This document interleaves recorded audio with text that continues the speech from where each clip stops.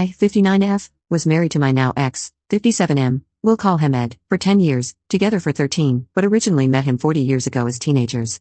He was in my circle of friends, but we never dated. We used to live in Florida, but when I was 19, I moved back to Michigan, where I am originally from. 27 years later, I went back to the city in Florida where I used to live to visit friends. I ran into Ed while on vacation, and we began talking on the phone daily. 3 months later, he left Florida and moved in with me. 3 years later, we were married. Not my first, but his first. We had our ups and downs, but mainly, we got along fine and didn't argue much.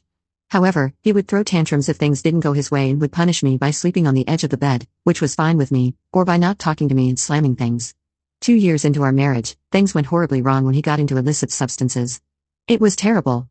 One night, I finally had enough and was on the phone with my mother-in-law, telling her I was sending him back to Florida, when the sheriff's department knocked on my door. Someone had found my husband unconscious, severely beaten, in a ditch a block from our house. We lived in a small village with woods across the street. I raced to the hospital and didn't recognize him when I saw him. He was so swollen and bruised. Now, my husband was a man who could fight, and he was strong. Come to find out, it took 3 men to do this. They thought they could rob him since it was payday, but he had been home and had purposely left his wallet at home. I sat with him 24/7 while he was in neuro/trauma ICU. I slept on a couch in his room, prayed over him, bathed him, and took care of him even after he came home. This actually saved his life. He got clean and went back to work full-time, always putting me and my grandson first before his own needs. He went to work and came home, that was it. 4 years later, I finished my education and became an ordained priest. I have been the pastor at my church ever since.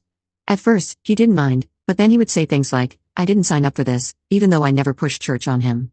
I knew he believed in God and prayed daily. I would invite him to Christmas and Easter services, and he also came when I was ordained and when my grandson, who calls him Grandpa, was baptized. For several years, things were really good. Then, suddenly, he began coming home from work, showering, changing clothes, and leaving. At first, he said it was to watch whatever sports were playing on TV because we didn't have live TV. Then he told me he'd be back whenever he got back. After a while, things went back to how they were. We laughed a lot, joked around, and I began getting the usual kiss goodbye before he left for work. One night, he had done his laundry like he always did, and I talked to him while he was folding it. He never wanted me to do his laundry, so that wasn't new. We ended the night laughing as he tried on old clothes. The next morning, I woke up and went out to the living room to ask what time he had to be at work, but he was gone. I assumed he had to be there early. I walked back into the bedroom and saw his keys on the bed, which made me wonder why he would walk to work on such a cold day. It was December 1st. I started leaving the bedroom again and noticed his laundry basket was missing. I went to the laundry room, and it wasn't there. I went back into the bedroom and saw that his closet was empty. I called him to see where he was and asked if he had moved out, and of course, his answer was yes. Come to find out, he had met a woman at his job who worked for one of those shopping apps where people buy and deliver groceries. He worked for a large grocery store chain. He had moved in with her. Over the next 6 months, he called almost daily and would say things like, our marriage will survive this, just give me time. He even told me he would be mad if I started dating. During one of our phone calls, he told me he wasn't happy with her and was going down to Florida to visit family. He said he wanted to come back to me when he returned to Michigan.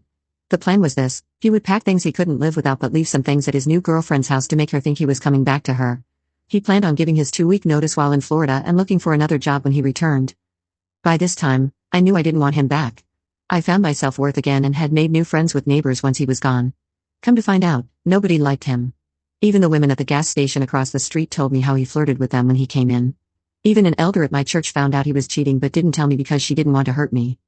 So, I went to the courthouse, got a divorce package and filled out all the paperwork. Where I live, I was able to serve him myself. I decided that since he chose to end our marriage while working at the store, I would officially end it there. The day before he was supposed to fly to Florida, I made sure I looked really good, new hairstyle, makeup, and a gorgeous outfit. I went to his job, found him, and handed him the divorce papers. I told him he was wrong. Our marriage wasn't surviving this. You should have seen his face. He was actually upset, with tears in his eyes, and for a moment, I felt bad.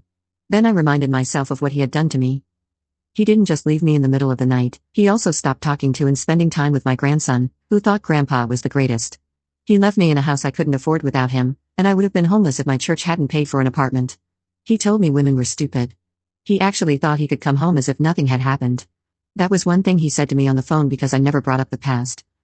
Last week, 6 months after our divorce was final, my car was repossessed.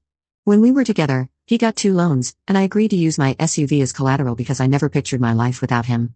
He stopped paying on his loans, so they took my car. I wasn't notified because they sent him the letters. They wanted me to pay off his loans to get it back. I burst out laughing and said that would never happen. So, my question is, was I the jerk for serving him the way I did? Relevant comments. Commenter. Not the jerk for serving him. My only question is, why did it take you so long? Ops response. I felt broken at first. Then my niece passed away. Then my own health fell apart, and I was in the hospital for 31 days, so I had to build my strength back up. Also, I didn't want to tell my congregation that I was getting a divorce, but mainly, it was my health. Commenter 2. Truly, there's not enough bad stuff that can happen to this human vermin. Did he violate any court orders when he defaulted on the 2 loans and caused the repossession? By the way, your grandson is best served by having no contact with this Jekyll/Hyde persona. Ops response. Unfortunately, no, he didn't. I had forgotten about the loans when I filed for divorce. We always had separate accounts. What made me mad was when I called our credit union about my car being gone, and they got rude and told me they had sent a letter to my church. They didn't know I am the pastor. I said, I am the pastor, and all of the mail gets put on my desk. There was never a letter. That was last Monday. Then, on Wednesday, a letter from the credit union came stating my car was going to be taken. They mailed it to me the same day I called, 2 days after the car was taken. I'm not inconvenienced without a car. My daughter and grandson moved in with me, and we share her car now. Commenter 3. You and your ex were both required to disclose all assets and liabilities. Your ex's non-disclosure could possibly be addressed with a post-divorce motion. Ops response.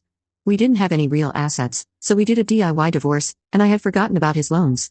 My friend, who is a judge, said that whatever he left behind when he left, he forfeited. I did give him things after he left that I knew he had forgotten to take. I packed them and set them on the porch. Update 10 days later. Thank you for the comments and support. Here's a reminder of what happened. My now ex-husband got a loan while we were married and used my car as collateral. A year later, he left me for someone he met at work. He kept telling me that our marriage would survive, just give him time. He ended up not being happy with her and planned to come back to me after visiting his family out of state. His plan was to leave without telling his girlfriend, only packing what he couldn't live without. He intended to return home to me when he came back. The day before he left to visit his family, I served him with divorce papers. 2 weeks ago, my car was repossessed, and the bank wanted me to pay off my car, $3,000, along with his 2 loans that he had stopped paying on, $5,700. I was willing to pay off my car but told them I would never pay for his loans, and they refused. Here's what happened since my post. I found out where my car was being held, 2 cities away. When I visited their website, I discovered that it was also the location where they sell repossessed cars in an online auction.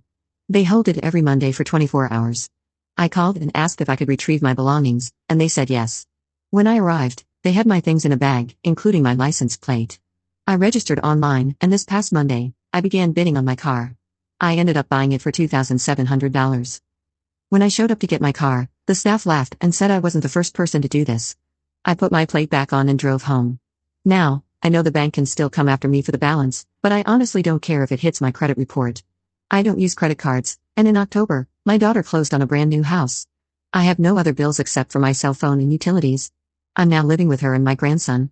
I was lucky enough to have enough time in to retire when my muscular dystrophy began causing more health issues, and that money goes to my other bank. My mother-in-law was happy to give me my ex's new address so I can sue him for my half of our income tax return that he kept last year. She's even having us, me, my daughter, and my grandson, stay with her when we visit Florida during my grandson's spring break. She's still calling Ed's girlfriend Teresa, Trina, Tracy, everything except her actual name, which does start with the letter T. I love this woman,